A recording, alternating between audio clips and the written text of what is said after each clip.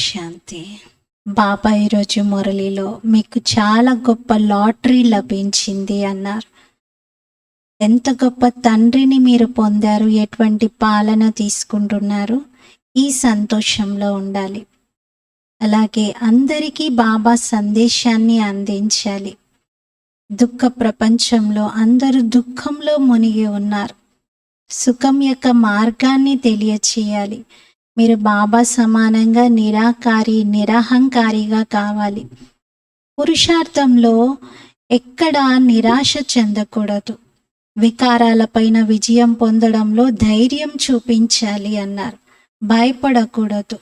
ఇంకా నేను సాధించలేనేమో, ఇంకా నేను ఓడిపోతున్నాను అని అనుకోకూడదు. ధైర్యంగా ముందుకెళ్ళాలి అన్నారు. ఇది 22 నవంబర్ మురళి. మధురమైన పిల్లలు, ఇది బ్రాహ్మణులైన మీ కొత్త వృక్షము. దీన్ని వృద్ధిపరచాలి, అలాగే సంభాళించాలి కూడా. ఎందుకంటే కొత్త వృక్షాన్ని పక్షులు తినేస్తాయి. మధురమైన పిల్లలు, ఇది బ్రాహ్మణులైన మీ కొత్త వృక్షము. దీన్ని మీరు బాగా పెంచాలి, వృద్ధి చెయ్యాలి, అలాగే కేర్ తీసుకోవాలి. ఎందుకంటే కొత్త వృక్షం కదా. ప్రశ్న: బ్రాహ్మణ వృక్షం నుండి వెలువడిన ఆకులు ఎందుకు వాడిపోతూ ఉంటాయి? దానికి కారణం మరియు నివారణ ఏమిటి? జవాబు: జ్ఞానపు అద్భుత రహస్యాలు ఏవైతే బాబా వినిపిస్తున్నారో వాటిని అర్థం చేసుకొని కారణంగా సంశయం ఉత్పన్నమవుతుంది. కావున కొత్త కొత్త ఆకులు వాడిపోతాయి. దాంతో మళ్ళీ చదువు వదిలేస్తారు. ఇందులో అర్థం చేయించే పిల్లలు చాలా చురుకైన వారై ఉండాలి. ఏదైనా సంశయం కలిగితే పెద్దవారిని అడగాలి. సమాధానం దొరకకపోతే బాబాను కూడా అడగవచ్చు. జ్ఞానంలో అద్భుతమైన రహస్యాలు బాబా వినిపిస్తున్నవి అర్థం కాక కొందరు సంశయం వచ్చి బాబా చేయి విడిచిపెట్టేస్తారు. అలా విడిచిపెట్టడము అంటే వారి ఆకు వాడిపోవడం. వృక్షం యొక్క వర్ణన చేస్తున్నారు. ఈ వృక్షంలో మనమందరం ఆకులుగా ఒక్కొక్క భాగంలో ఉన్నాం. మరి మనం ఎందుకు వాడిపోతున్నాము అంటే అలా బాబా పైన సంశయం రావటం వలన. అందుకే ఏది ఉన్నా బాబాని అడగండి, నిమిత్తంగా ఉన్న వారిని అడగండి. అంతేకాని సందేహిస్తూ మాత్రం నడవకూడదు. వారికి అర్థం చేయించే పిల్లలు కూడా చురుగ్గా ఉండాలి అంటున్నారు. పాట: ప్రియతమా వచ్చి కలుసుకో. ఓం శాంతి. పాటైతే పిల్లలు అనేక సార్లు విన్నారు. దుఃఖంలో అందరూ భగవంతుని పిలుస్తారు. మీ వద్దనైతే వారే కూర్చున్నారు. ఎవరిని పిలుస్తున్నారో వారే మీ దగ్గర కూర్చున్నారు. వారు మిమ్మల్ని అన్ని దుఃఖాల నుండి విముక్తులుగా చేస్తున్నారు. తప్పకుండా దుఃఖధామం నుండి సుఖధామంలోకి తీసుకువెళ్ళే సుఖధామాధిపతి ఈ విషయాలను తెలియజేస్తున్నారని మీకు తెలుసు. ఇప్పుడు వారు వచ్చి ఉన్నారు, మన సన్ముఖంగా, మన ఎదురుగా కూర్చొని ఉన్నారు. మనకి రాజ్యోగాన్ని నేర్పిస్తున్నారు. ఇది మానవ మాతృల పనేమీ కాదు. పరంపిత పరమాత్మయే మనల్ని మనుష్యుల నుండి దేవతలుగా తయారు చేసేందుకు రాజయోగాన్ని నేర్పిస్తున్నారని మీరంటారు. మనుష్యులు మనుషులకు దేవతలుగా తయారు చేసే జ్ఞానమును ఇవ్వలేరు. మనుష్యుల నుండి దేవతలుగా తయారు చేయడానికి భగవంతునికి ఏమీ ఎక్కువ సమయం పట్టదు. సిక్కు మత గ్రంథంలో ఎక్కువగా ఈ మహిమను చేశారు. ఈ మహిమ ఎవరిది? బాబాదే. తప్పనిసరిగా దేవతలు సత్యయుగంలోనే ఉంటారు. ఈ సమయంలో అస్సలు దేవతలే ఉండరు. కావున తప్పకుండా స్వర్గస్థాపన చేసేవారే మనుషులను దేవతలుగా తయారు చేస్తారు అని అర్థం చేసుకోవాలి. ఏ పరంపిత పరమాత్మనైతే శివ అని అంటారో వారు పతితులను పావనంగా తయారు చేసేందుకు ఇక్కడికి రావాల్సి ఉంటుంది. ఇప్పుడు వారు ఎలా వస్తారు? పతిత ప్రపంచంలో పతిత ప్రపంచంలో కృష్ణుని తను కూడా లభించదు. మనుషులైతే తికమక పడ్డారు.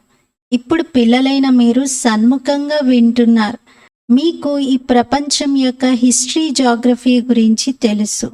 చరిత్రతో పాటు భౌగోళం కూడా తప్పక ఉంటుంది. ఈ చరిత్ర మరియు భౌగోళికాలు మనుష్య సృష్టిలోనే ఉంటాయి. బ్రహ్మ, విష్ణు, శంకరుల చరిత్ర, సూక్ష్మవతనం యొక్క భౌగోళము ఇలా ఎప్పుడు అనరు కదా. ఇవి కాదు బాబా చెప్పేది. అది సూక్ష్మవతనము. అక్కడ కేవలం మూవీయే ఉంటుంది. టాకీ అయితే ఇక్కడే ఉంటుంది, శబ్దం ఉండదు, అక్కడ సైగలే ఉంటాయి. ఇప్పుడు బాబా పిల్లలైన మీకు మొత్తం సమాచారాలన్నింటినీ వినిపిస్తున్నారు. ఇప్పుడు బ్రాహ్మణులైన మీ కొత్త వృక్షపు అంటు కట్టబడుతుంది. దీనిని వృక్షమని అంటారు. ఇతర మఠాలు మొదలైన వాటిని వృక్షమని అనరు. క్రైస్తవులు మొదలైన వారు ఉన్నా వారు క్రైస్తవుల వృక్షం వేరు అని భావిస్తారు. కానీ శాఖలన్నీ ఈ పెద్ద వృక్షము నుండే వెలువడ్డాయని వారికి తెలియదు. మనుష్య సృష్టి ఎలా ఉత్పన్నమవుతుందో వారికి అర్థం చేయించాలి. మాతాపితలు మరియు పిల్లలు అందరూ ఒకేసారి వెలువడరు కదా. 2 నుండి 4-5 ఆకులు అలా వెలువడతాయి. కొన్నింటిని పక్షులు కూడా తినేస్తాయి. అలాగే ఇక్కడ కూడా పక్షులు తినేస్తాయి. ఇది చాలా చిన్న వృక్షం. మెల్లమెల్లగా ఇంతకుముందు వృద్ధి పొందినట్లుగా వృద్ధి పొందుతూ ఉంది. పిల్లలైన మీకు ఇప్పుడు ఎంత జ్ఞానం ఉంది.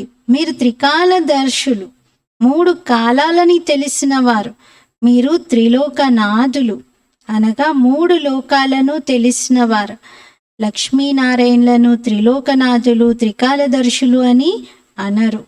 మనుషులు శ్రీకృష్ణుణ్ణి త్రిలోకనాథుడు అని అనేస్తారు. ఎవరైతే సేవ చేస్తారో వారి ప్రజలే తయారవుతారు. తమ వారసులను తయారు చేసుకోవాలి, అలాగే ప్రజలను కూడా తయారు చేసుకోవాలి.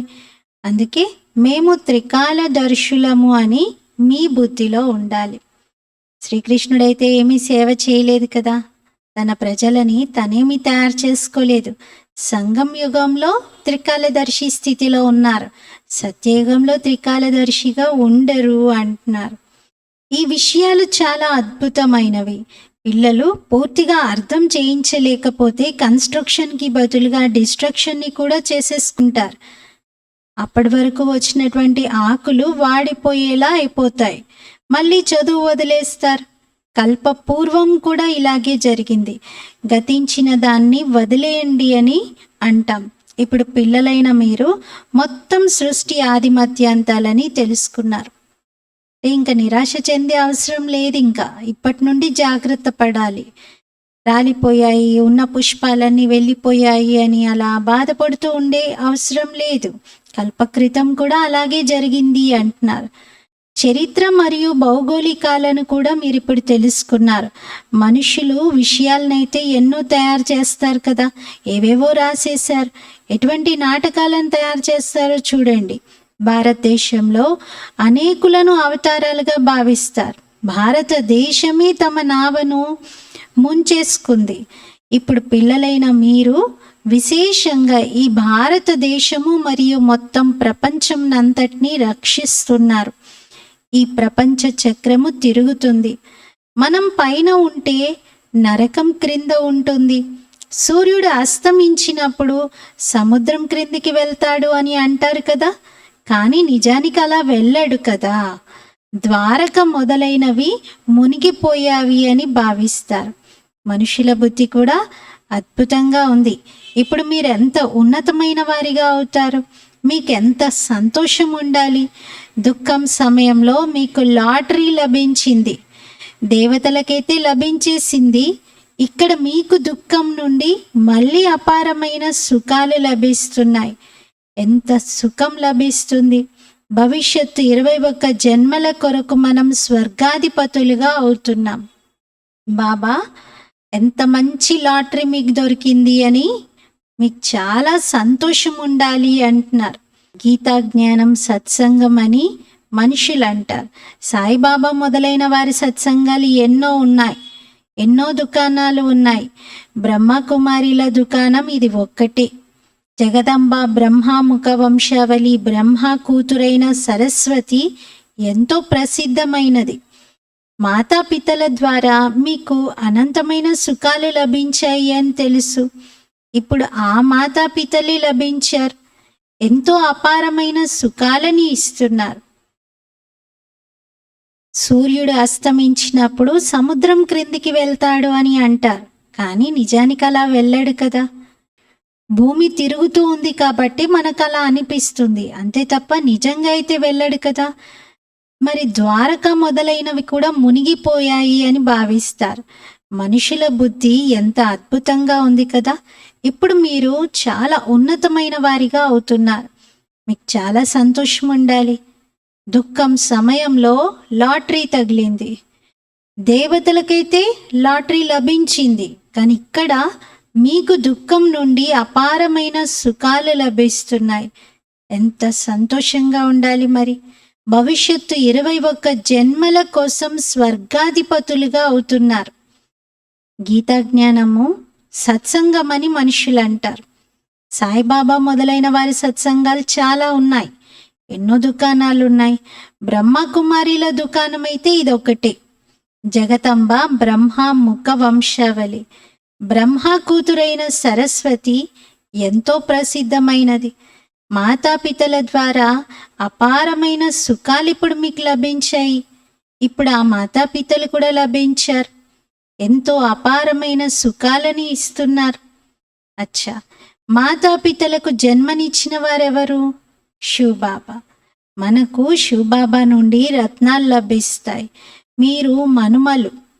ఇప్పుడు మనం ఆ అనంతమైన తండ్రి నుండి బ్రహ్మ సరస్వతులు మాతాపితల ద్వారా అపారమైన సుఖాలని పొందుతున్నాం. ఇచ్చేవారు వారే. ఇది ఎంత సహజమైన విషయం. అందరికీ ఇచ్చేది వారే. మమ్మా బాబా కూడా ఇచ్చేది శివబాబానే. మేము ఈ భారతదేశమును స్వర్గంగా తయారు చేస్తాము అని అర్థం చేయించాలి. ఆ తర్వాత అపారమైన సుఖ సంపదలను పొందుతాం. మనం భారతదేశానికి సేవకులం. తనువు, మనస్సు, ధనముల ద్వారా మనం సేవ చేస్తాం. గాంధీజీకి కూడా సహాయం చేసేవారు కదా. యాదవులు, కౌరవులు మరియు పాండవులు ఏం చేసేవారో మీరు అర్థం చేయించవచ్చు. పాండవుల వైపు పరంపిత పరమాత్మ ఉన్నారు.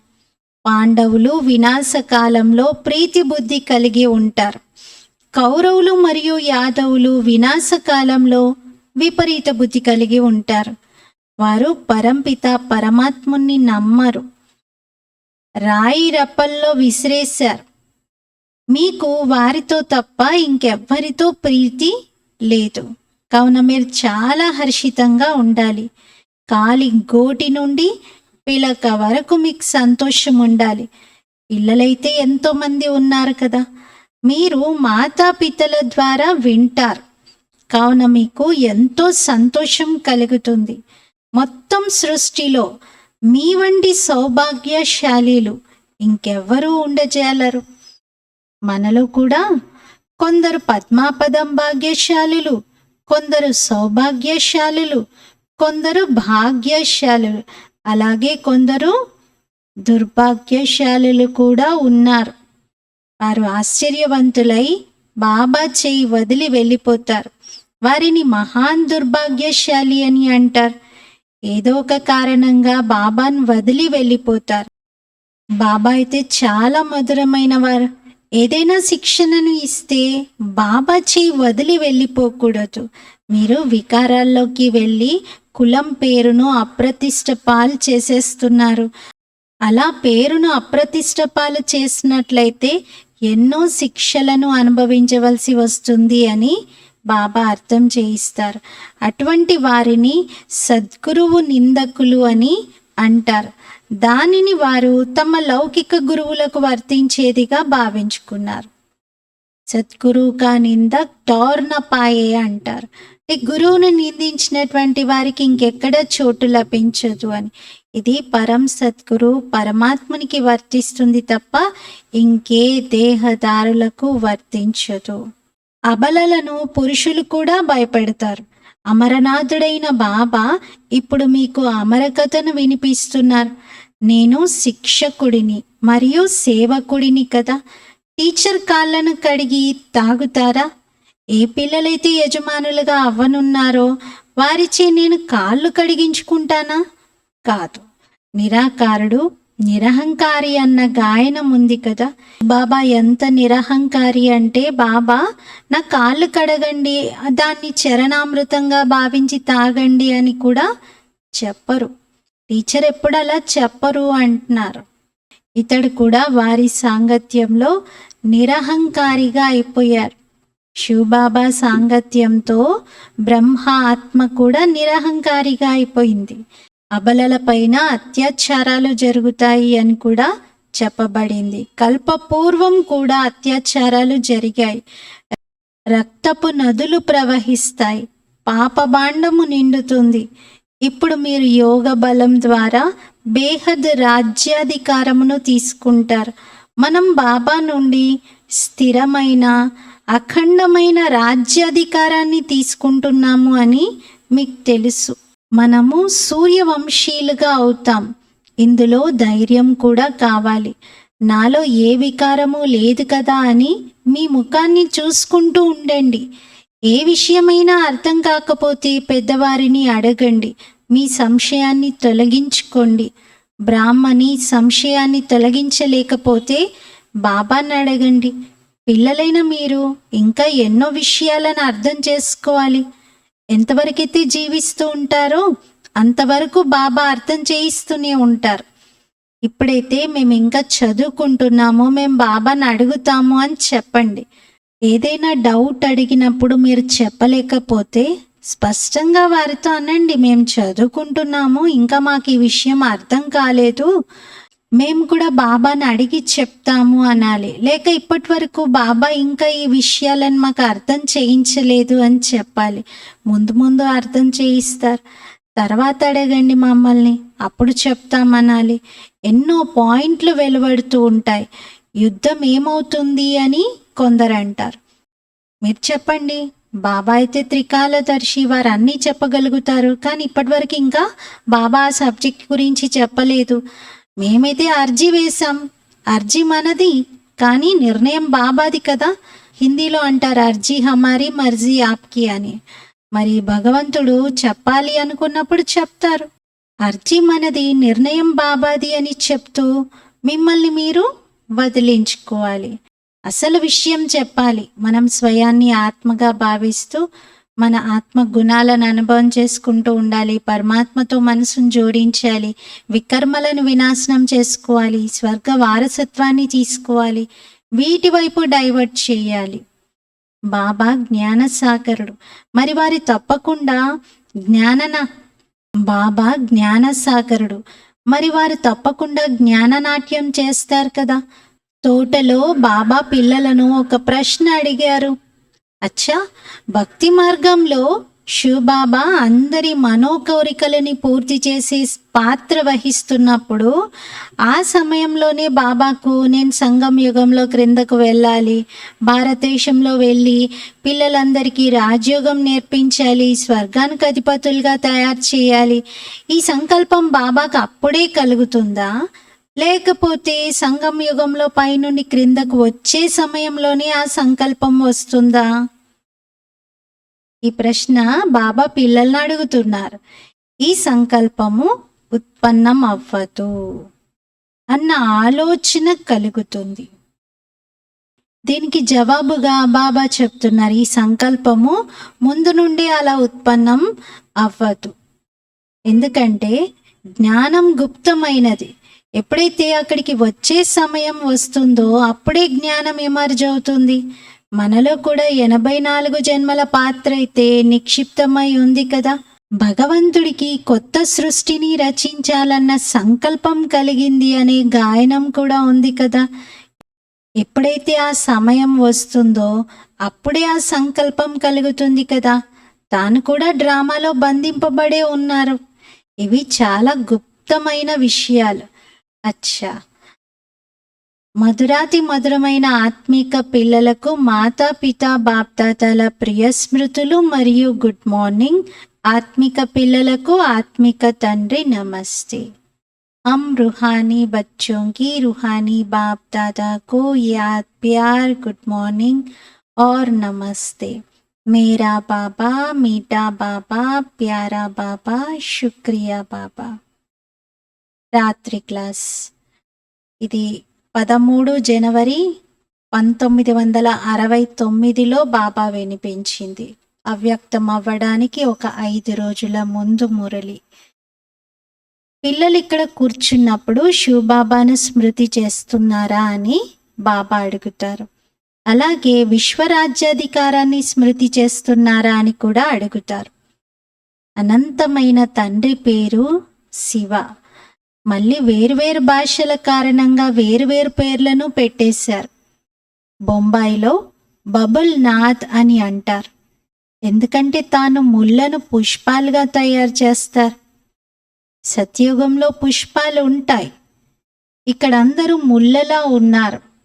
కావున అనంతమైన తండ్రి స్మృతిలో ఎంత సమయం ఉంటున్నారు అని బాబా ఆత్మిక పిల్లల్ని అడుగుతారు. వారి పేరు శివ, కళ్యాణకారి. మరి మీరెంత బాబాని జ్ఞాపకం చేస్తున్నారో అంతగా జన్మజన్మాంతరాల పాపాలు అంతమవుతాయి. సత్యుగంలో అసలు పాపాలే జరగవు. అది పుణ్యాత్ముల ప్రపంచం, ఇది పాపాత్ముల ప్రపంచం. పాపాలు చేయించేవి పంచవికారాలు. సత్యుగంలో అసలు రావణుడు ఉండనే ఉండడు. ఇప్పుడు మొత్తం ప్రపంచానికి శత్రువుగా ఉన్నాడు. ఈ సమయంలో మొత్తం ప్రపంచంపై రావణుని రాజ్యం ఉంది. అందరూ దుఃఖితులుగా తమో ప్రధానంగా ఉన్నారు. అందుకే పిల్లలు నన్నొక్కడినే స్మృతి చేయండి అని వారు అంటారు. ఇది గీతలోని పదం. దేహ సహితంగా సర్వ సంబంధాలను వదిలి నన్నొక్కడినే స్మృతి చేయండి అని బాబా స్వయం చెప్తారు. మొట్టమొదట మీరు సుఖం సంబంధంలో ఉండేవారు, మళ్ళీ రావణుని బంధనంలోకి వచ్చారు. మళ్ళీ ఇప్పుడు సుఖ సంబంధంలోకి రావాలి. స్వయాన్ని ఆత్మగా భావించండి మరియు బాబాను స్మృతి చేయండి. ఈ శిక్షణ బాబా సంగం యుగంలోనే ఇస్తారు. నేను పరంధామ నివాసిని. ఈ శరీరంలో మీకు జ్ఞానం అర్థం చేయించడానికి నేను ప్రవేశించాను అంటారు. పవిత్రంగా అవ్వకుండా మీరు నా దగ్గరికి రాలేరు అని బాబా చెప్తున్నారు. మరి ఇప్పుడు పావనంగా ఎలా అవుతారు? కేవలం నన్నొక్కడినే స్మృతి చేయండి. భక్తి మార్గంలో కూడా కేవలం నా పూజనే చేస్తారు. నా పూజను ఎవరైతే చేస్తారో దానిని అవ్యభిచారి పూజ అని అంటారు. ఇప్పుడు నేను పతిత పావనుడను, కావున మీరు నన్ను స్మృతి చేయండి. దీంతో మీ జన్మ జన్మాంతరాల పాపాలు అంతమవుతాయి. 63 జన్మల పాపాలు ఉన్నాయి. సన్యాసులు ఎప్పుడూ రాజయోగాన్ని నేర్పించలేరు, బాబాయే నేర్పిస్తారు. నిజానికి ఈ శాస్త్రాలు, భక్తి మొదలైనవన్నీ కూడా ప్రవృత్తి మార్గం వారి కొరకే. సన్యాసులైతే అడవుల్లోకి వెళ్ళి కూర్చుంటారు మరియు బ్రహ్మతత్వంను స్మృతి చేస్తారు. సర్వుల సద్గతి దాతను నేనే. కావున నన్ను స్మృతి చేసినట్లయితే మీరు లక్ష్మీనారాయణులుగా అవుతారని బాబా అంటారు. లక్ష్యము మరియు ఉద్దేశం మీ ముందు ఉంది. ఎంతగా చదువుకుంటారో, చదివిస్తారో అంతే దైవీ రాజధానిలో ఉన్నతమైన పదవిని పొందుతారు. మొట్టమొదట వారు తండ్రియే. రచన ద్వారా రచనకు వారసత్వం ఏమీ లభించదు. వీరు అనంతమైన తండ్రి, కావున వీరు అనంతమైన వారసత్వాన్ని ఇస్తారు. మీరు స్వర్గంలో సద్గతిలో ఉంటారు. మిగిలిన ఆత్మలందరూ తిరిగి ఇంటికి వెళ్ళిపోతారు. ముక్తి, జీవన్ముక్తులు, గతి, సద్గతులు అన్న ఈ పదాలు శాంతిధామం మరియు సుఖధామం కొరకే ఉన్నాయి. బాబా స్మృతి లేకుండా తిరిగి ఇంటికి మాత్రం వెళ్ళలేరు. ఆత్మ తప్పకుండా పవిత్రంగా అవ్వాలి. ఇక్కడ అందరూ నాస్తికులుగా ఉన్నారు. వారికి బాబా గురించి ఏమీ తెలీదు. ఇప్పుడు మీరు ఆస్తికులుగా అవుతారు. వినాశన కాలంలో విపరీత బుద్ధి కలవారు వినాశనమవుతారు. ఈ గాయనం ఉంది కదా, ఇక్కడిది వినాశన కాలం కదా, చక్రం తప్పకుండా తిరగాలి. వినాశన కాలంలో ఎవరికైతే ప్రీతి బుద్ధి ఉంటుందో వారు విజయులుగా అవుతారు. బాబా ఎంత సహజంగా వినిపిస్తారు, కానీ మాయా రావణుడు మరిపింపజేస్తాడు. ఇప్పుడిది పాత ప్రపంచ అంతిమము, అది అమరలోకము, అక్కడ మృత్యు ఉండదు. భగవంతుణ్ణి మీరు రండి, మమ్మల్ని కూడా మీ వెంట తీసుకెళ్ళండి అంటూ పిలిచారు. మరి వారు కాలుడు కదా, అందరినీ తీసుకెళ్లేవాడు మహాకాలుడు. సత్యయుగంలో ఎంత చిన్న వృక్షం ఉండేది, ఇప్పుడు చాలా పెద్ద వృక్షంగా ఉంది. బ్రహ్మ మరియు విష్ణువుల కర్తవ్యం ఏమిటి? విష్ణువును దేవత అని అంటారు. బ్రహ్మకు నగలు మొదలైనవేవీ లేవు. అక్కడ బ్రహ్మ లేడు, విష్ణువు లేడు, శంకరుడు లేడు. ప్రజాపిత బ్రహ్మ ఇక్కడే ఉన్నారు. సూక్ష్మవతనంది కేవలం సాక్షాత్కారమే జరుగుతుంది. మరి 3 లోకాలు ఉన్నాయి కదా, స్థూలలోకం, సూక్ష్మలోకం, మూలవతనం. సూక్ష్మవతనంలో అయితే మూవీ ఉంటుంది, సైగలు ఉంటాయి. ఇవి అర్థం చేసుకోవాల్సిన విషయాలు. ఇది గీతా పాఠశాల. ఇక్కడ మీరు రాజయోగాన్ని నేర్చుకుంటున్నారు, శివబాబా చదివిస్తున్నారు. మరి తప్పకుండా శివబాబాయే గుర్తొస్తారు కదా. అచ్చా, ఆత్మిక పిల్లలకు ఆత్మిక బాప్దాదాల ప్రియ స్మృతులు మరియు గుడ్ నైట్. ఆత్మిక పిల్లలకు ఆత్మిక తండ్రి నమస్తే. हम रूहानी बच्चों की रूहानी बाप दादा को याद, प्यार, गुड मॉर्निंग और नमस्ते. मेरा बाबा, मीठा बाबा, प्यारा बाबा, शुक्रिया बाबा. ధారణ కోసం ముఖ్య సారము. ఫస్ట్ పాయింట్, దుఃఖం సమయంలో లభించిన అపార సుఖాల లాటరీని మరియు ఒక్క బాబా ద్వారా లభించిన సత్యమైన ప్రీతిని స్మరిస్తూ సదా సంతోషంగా ఉండాలి. బాబా ప్రీతి, బాబా నుండి లభించిన సుఖం యొక్క లాటరీ, రెండింటినీ స్మరిస్తూ సంతోషంగా ఉండాలి.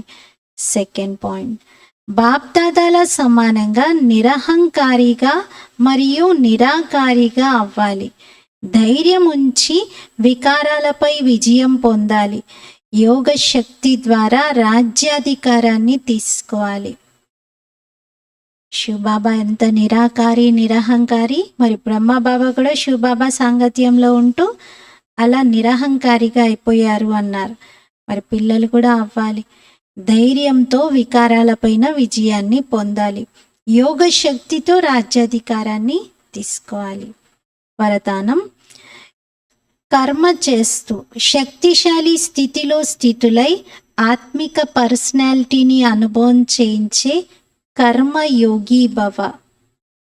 పిల్లలైన మీరు కేవలం కర్మకర్తలు కారు, యోగయుక్తులై కర్మ చేసే కర్మయోగులు మీరు. కావున మీ ద్వారా ప్రతి ఒక్కరికి వీరు పనులైతే చేతులతో చేస్తున్నారు, కానీ తమ శక్తిశాలి స్థితిలోనే స్థితులై ఉన్నారు. ఈ అనుభవం అవ్వాలి. సాధారణ రీతిలో నడుస్తూ ఉన్నా, నిలబడి ఉన్న ఆత్మిక పర్సనాలిటీ అనేది దూరం నుండి అనుభవం అవ్వాలి.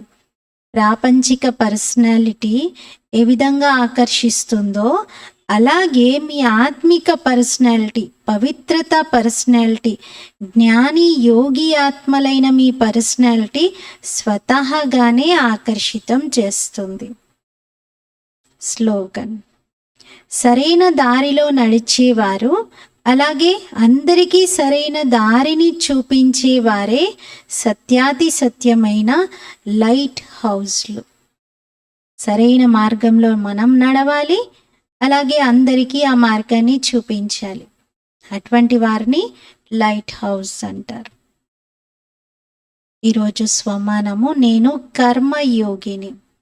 కర్మలు చేస్తూ ఉన్నా, ఎంత సింపుల్ కర్మ మనం చేస్తూ ఉన్నా, మన యోగయుక్తమైన స్థితి ప్రభావం దూరం నుండి అందరికీ అనుభవము అవ్వాలి. అలా అభ్యాసం చేద్దాము, నేను కర్మయోగిని అని. ఓం శాంతి.